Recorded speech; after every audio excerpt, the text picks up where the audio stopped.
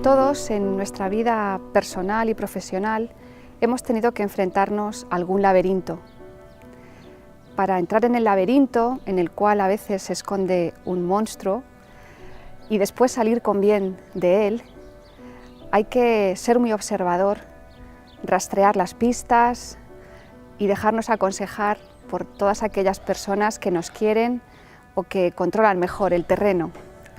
Así hizo Teseo, el héroe ateniense, cuando entró en el laberinto de Creta, dio muerte al Minotauro y salió después recogiendo el hilo que Ariadna le había prestado. No en vano, el hilo de Ariadna no es otra cosa que un laberinto desenredado.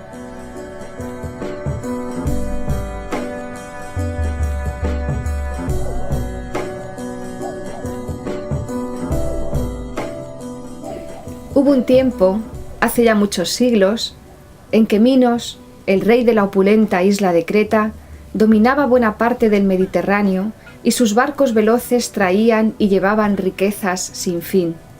Su control sobre el comercio naval era total y contaba además con numerosos aliados.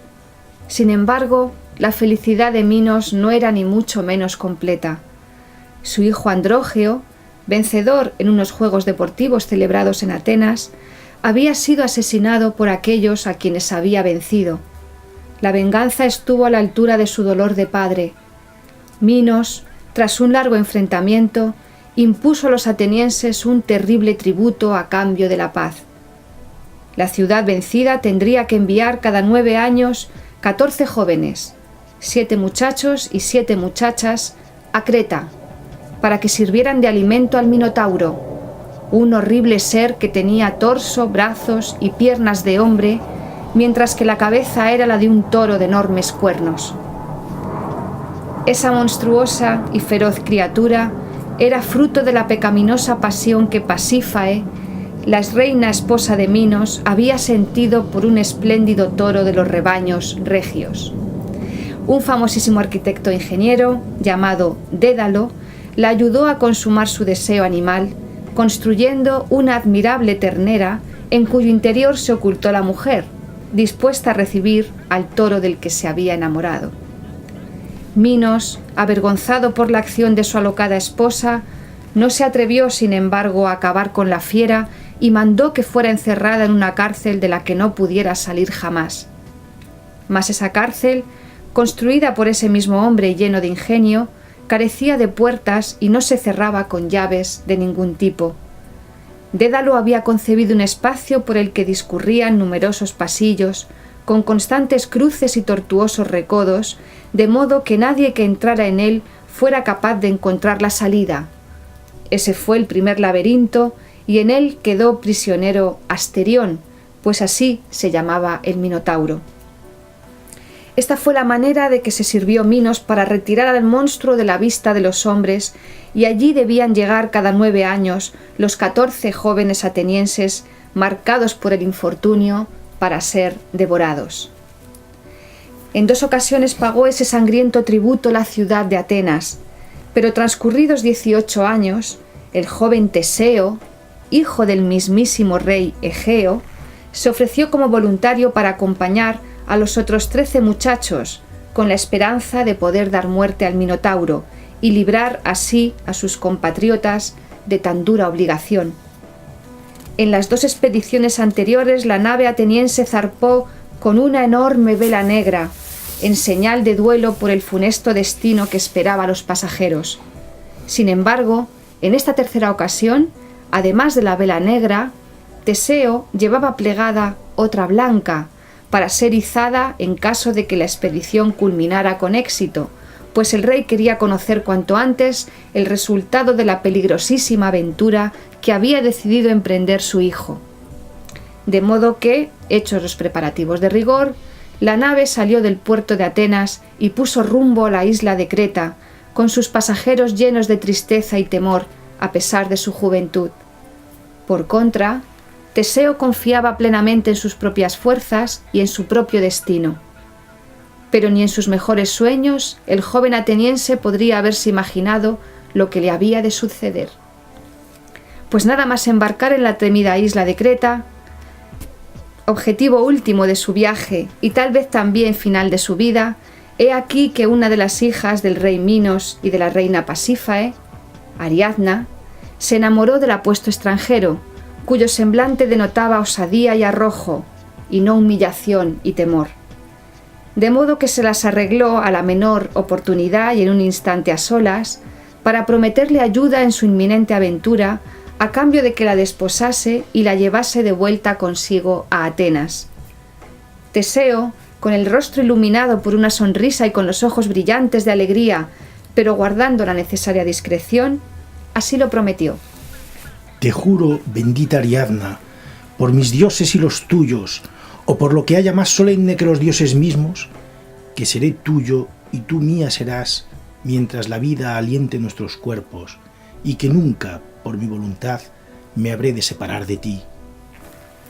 Al tiempo que su corazón y su ánimo se fortalecían con la luz de una nueva esperanza. Ariadna, al punto, decidida ya a todo y olvidada de sus obligaciones familiares y patrias, pues el amor de sus muy juveniles años hacia el ateniense podía con cualquier otro sentimiento, se dirigió al arquitecto Dédalo y le preguntó con la persuasión y la aparente ingenuidad de que es capaz una niña inocente. ¿Cuál es, mi querido y sabio Dédalo, el secreto que encierra ese laberinto que tú has construido? ¿Cómo se puede salir de allí una vez que en él se penetra? ¿Por qué no puede escapar de él ese monstruo terrible que allí encerró mi padre, si carece de puertas y no es necesaria llave ninguna para impedir el paso? Dímelo, querido Dédalo, pues deseo compartir yo sola contigo ese secreto y me muero de ganas por saberlo. Mas Dédalo, tan sabio por sus años como por su talento, se negaba a revelar el secreto, temeroso tanto de la osadía de la joven Ariadna como del castigo que pudiera infligirle el rey cuando se enterase de su indiscreción. Ariadna, sin embargo, insistió con nuevas y aún más apremiantes palabras, de modo que el arquitecto, conmovido por sus ruegos y urgido por la mala conciencia de sus actos pasados, de los que se derivaban las desgracias del presente, se decidió por fin a hablar, por si con sus palabras y con los osados propósitos de la chica se pudiera poner punto final a tantas desdichas. Sé bien lo que te propones y por qué me haces esas preguntas, mi pequeña Ariadna. Pero te voy a abrir mi corazón y con él mis secretos. Ninguna puerta, en efecto, ni llave ninguna cierran el paso a quien penetra en el laberinto. Tampoco hay obstáculo ninguno que impida la salida, salvo los intrincados pasillos llenos de encrucijadas y recodos, siempre envueltos en una siniestra oscuridad, que devuelven una y otra vez al incauto al centro del mismo, pues no hay mente humana que alcance a guardar la memoria de los caminos andados, ni evite repetir una vez y otra los mismos errores. Nadie puede salir del laberinto, pues todos somos víctimas de nuestros propios desatinos y de nuestras propias equivocaciones. Por ello es preciso contar con una ayuda tan sencilla como nadie pudiera imaginar. Las mayores dificultades se vencen con simples estrategias, si la luz de la ilusión es capaz de disipar las tinieblas de nuestra mente. Toma, Ariadna, este ovillo de lana en el que un largo hilo se haya enrollado. Tómalo, pues veo que tu corazón está iluminado por una poderosa e implacable ilusión. Entrégalo a quien merezca tu confianza y dile que ate un cabo en el acceso por donde penetre en el laberinto y que lo vaya desenrollando a medida que avance por sus oscuras sendas. Cuando desee salir, bastará con que desande el camino recorrido, siguiendo la ruta que le marque el hilo salvador. Así habló el astuto arquitecto y selló sus palabras mientras acariciaba los rubios cabellos de la jovencita Ariadna. Su silencio ahora estaba lleno de incertidumbres y congojas, pero también de débiles esperanzas. Ariadna, por su parte, no sabía si maravillarse más de la sabiduría del anciano o de la sencilla estratagema que habría de permitir a su amado salir airoso del laberinto si es que lograba vencer al Minotauro. Corrió, pues, a desvelar el secreto a Teseo y lo encontró rodeado de los otros jóvenes atenienses, dispuestos ya al terrible e inevitable sacrificio. Teseo les daba ánimos y les exigía confiar en sus dioses y en especial en la diosa Atenea, pues sin duda de ella habría de llegarles cualquier forma de salvación.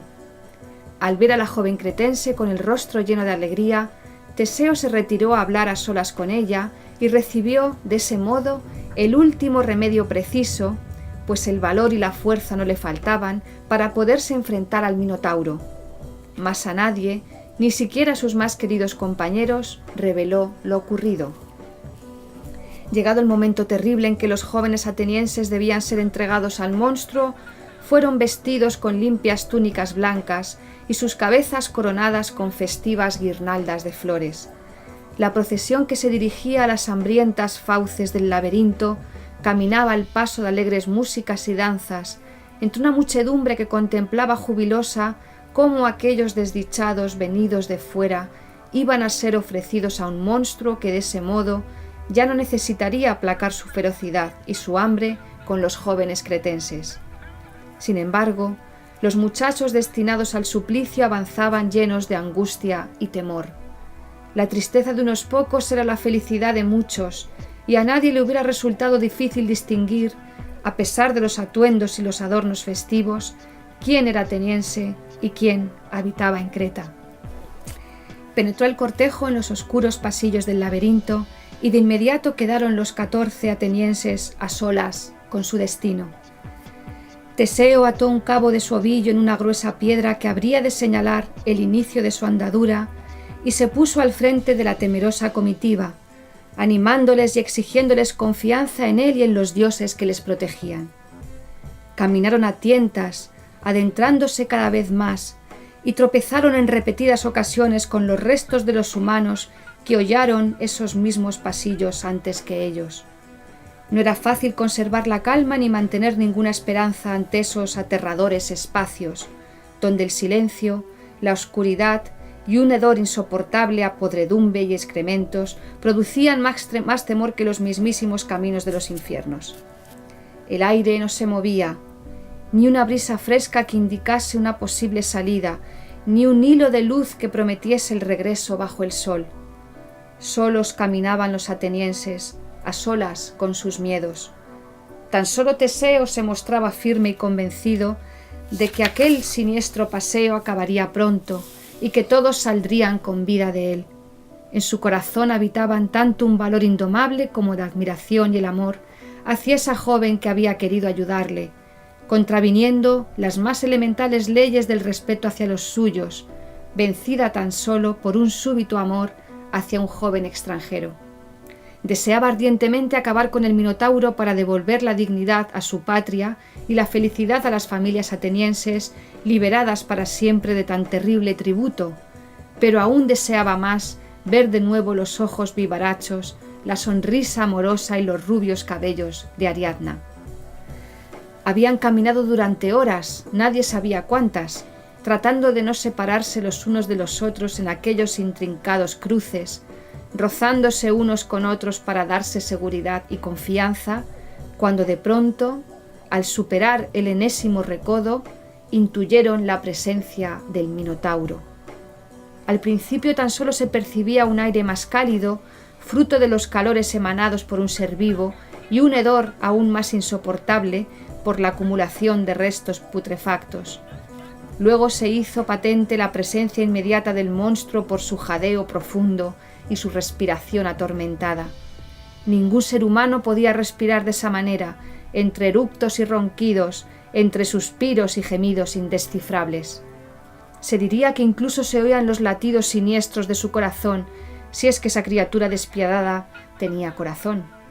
Finalmente Teseo y solo él pues abría el paso a todos y tenía su alma llena de luz, creyó descubrir en la oscuridad un bulto informe, diferente a todo lo visto hasta aquel momento en ese siniestro lugar.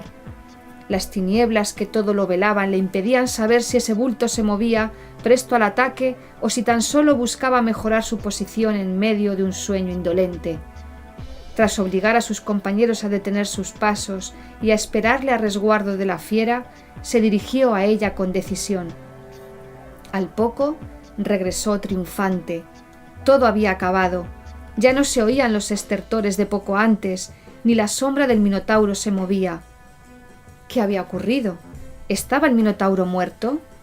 Las manos y la túnica de Teseo manchadas de un líquido viscoso, babas o sangre, así parecían probarlo. Mas, ¿cómo había podido el joven acabar con él? ¿Tan solo con sus puños? ¿O llevaba escondida una espada afilada, regalo de la diosa Atenea? ¿Había sorprendido al monstruo durmiendo de modo que no le resultó difícil estrangularlo o retorcerle el cuello hasta desnucarlo?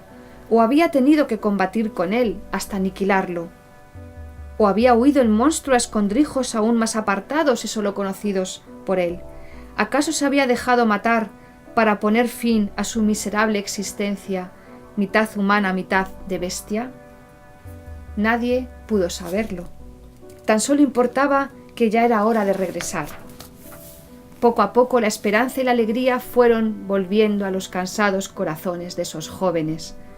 Siguiendo a Teseo, que desandaba seguro sus pasos mientras recuperaba el hilo que le había confiado Ariadna, alcanzaron con veloz caminar la boca por donde habían penetrado en aquel siniestro lugar.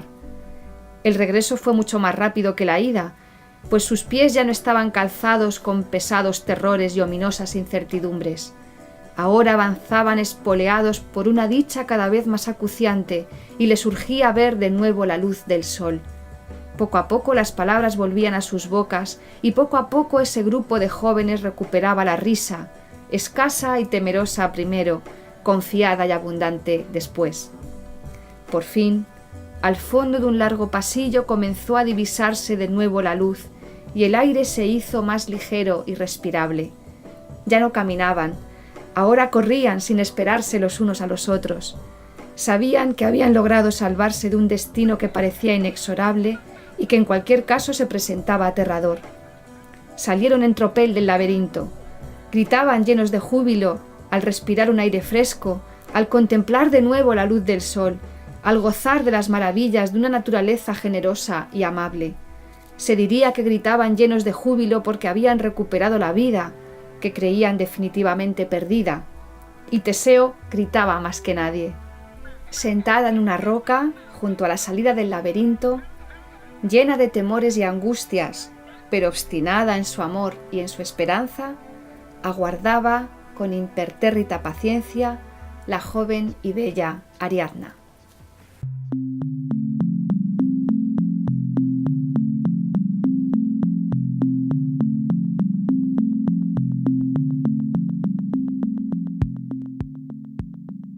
El laberinto es una metáfora de la vida. Todos estamos encerrados en un inmenso laberinto, que es el laberinto de nuestra propia existencia. Y en ese laberinto tenemos que desarrollar nuestra actividad. Dentro del laberinto, ya lo habéis oído en la historia de Ariadna, hay peligros. Hay un minotauro que nos acecha y que nos puede destruir. Ariadna quiere conseguir que ese peligro no destruya a su amado Teseo. ¿De qué manera puede ella evitar que el peligro acabe con su amado? Recurre a quien ha construido el laberinto, recurre a quien conoce la situación, recurre al ingeniero Dédalo.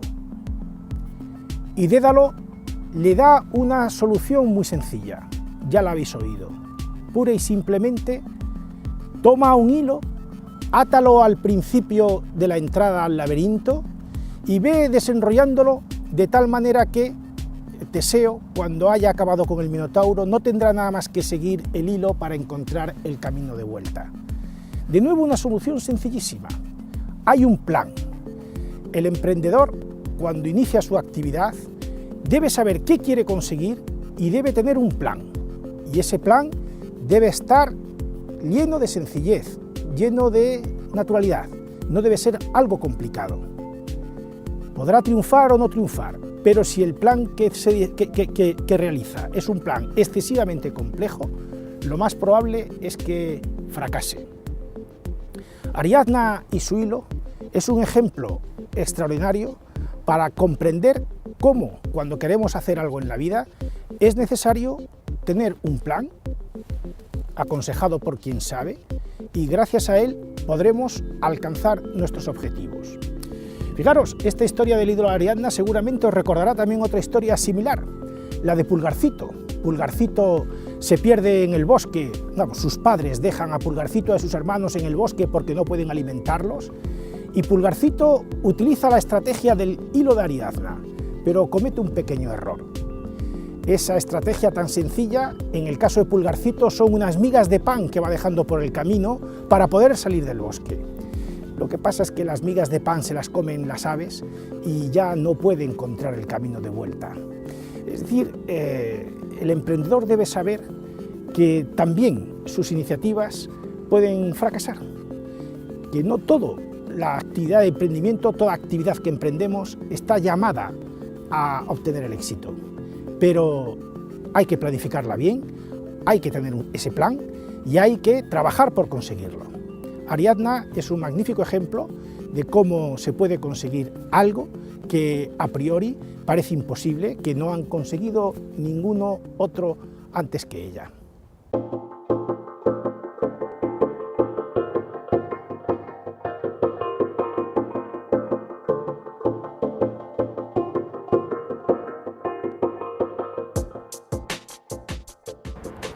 En los retos anteriores hemos podido observar cuáles son los defectos, los fallos, las faltas en las que puede incurrir todo emprendedor. También hemos visto sus virtudes, pero la mayor de ellas, además de esa sabiduría, esa inteligencia que debe de acompañarle, estaría el conocimiento. Ese conocimiento que se adquiere a través de la experiencia anterior y que se recoge en muchos tratados, en muchos documentos, en una gran información que podemos obtener a través de Internet. Pero estamos justamente delante de uno de los mayores templos de conocimiento en Madrid, en la Biblioteca Nacional, y que representan de alguna manera ese conocimiento que deben de reunir, que deben de acaparar cualquier emprendedor antes de iniciar su trayecto. Ese conocimiento se puede y se debe de trasladar a través de lo que denominamos el plan de negocio. Un plan de negocio que es una guía, que es el hilo de Ariadna de cualquier proyecto de emprendimiento, que es prácticamente de carácter obligatorio y que nos debe de servir de referencia en todo momento para no perdernos en ese largo camino que iniciamos cuando emprendemos cualquier empresa.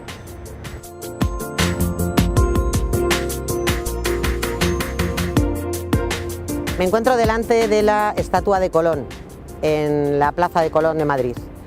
Si hay un ejemplo claro de emprendimiento a lo largo de la historia, este sería uno de ellos.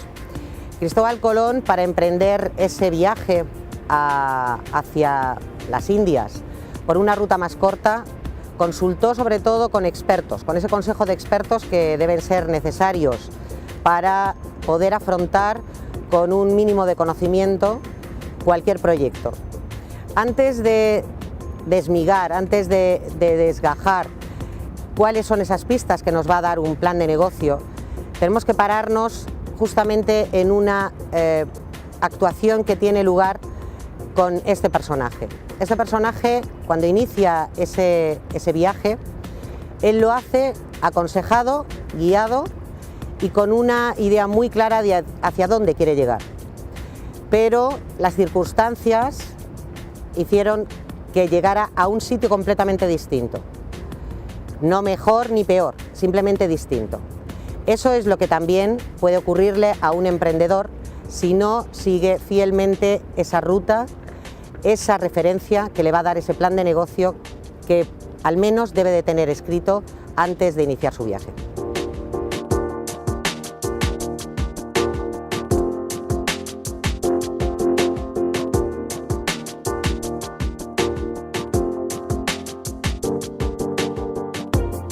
así nos encontramos con ese hilo de Ariadna del emprendedor que va a ser el plan de negocio.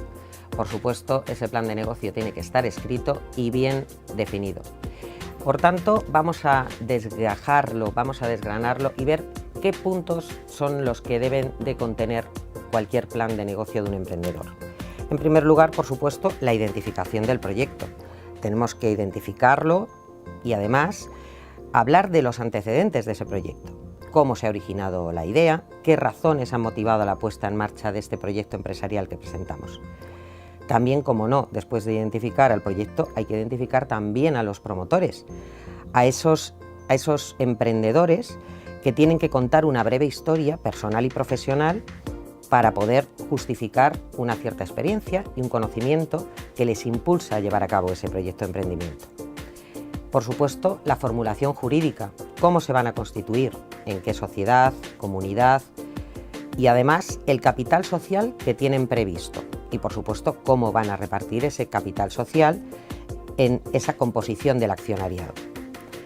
El tercero sería el análisis del producto o servicio, una descripción detallada de ese producto o servicio, los aspectos que lo diferencian respecto de su competencia, el precio de venta de los productos o servicios, la protección legal y las normativas a cumplir y, por supuesto, si contamos con un área de I+D. Pero además tenemos que pararnos a analizar el mercado, no estamos solos, por lo tanto, tendremos que hacer una descripción de la situación actual para saber dónde colocamos ese proyecto de emprendimiento, cuál es la demanda y cuál es nuestra oferta. Los medios productivos con los que vamos a contar para poner en marcha ese proyecto, que serían el emplazamiento, dónde nos vamos a ubicar, con qué equipamientos productivos contamos, las fases en las que el proceso productivo o prestación del servicio van a atravesar, la capacidad de producción y prestación de ese servicio, la gestión de compra de las materias primas o de los contenidos, aspectos medioambientales, si es que los hay, de este proyecto y siempre el área de calidad. En el plan comercial, por supuesto, hay que también describir el ámbito de la actuación territorial, dónde vamos a ejercer nuestras acciones comerciales, el volumen de ventas que preveemos, el sistema de ventas que vamos a utilizar y, por supuesto, la política de distribución y comercialización. Además, hay que llegar a la parte que más les interesa a nuestros posibles inversores, el plan de inversiones. Las inversiones previstas en el plazo de 3 años y la financiación de esas inversiones previstas. Un plan organizativo que es fundamental para hacernos una idea, donde debemos de ser capaces de definir los recursos humanos necesarios, las funciones que van a realizar, el organigrama de la sociedad, los costes de personal y los aspectos clave de la contratación. Por último, los números, el análisis económico y financiero, los balances de previsión, las cuentas de resultados previsionales y los presupuestos de tesorería. Además, una matriz DAFO, nuestras debilidades y fortalezas y un calendario de ejecución del proyecto. Como vemos, toda esta relación de puntos que contiene un plan de negocios es nuestro hilo de Ariadna particular para conseguir llegar al objetivo que nos proponemos.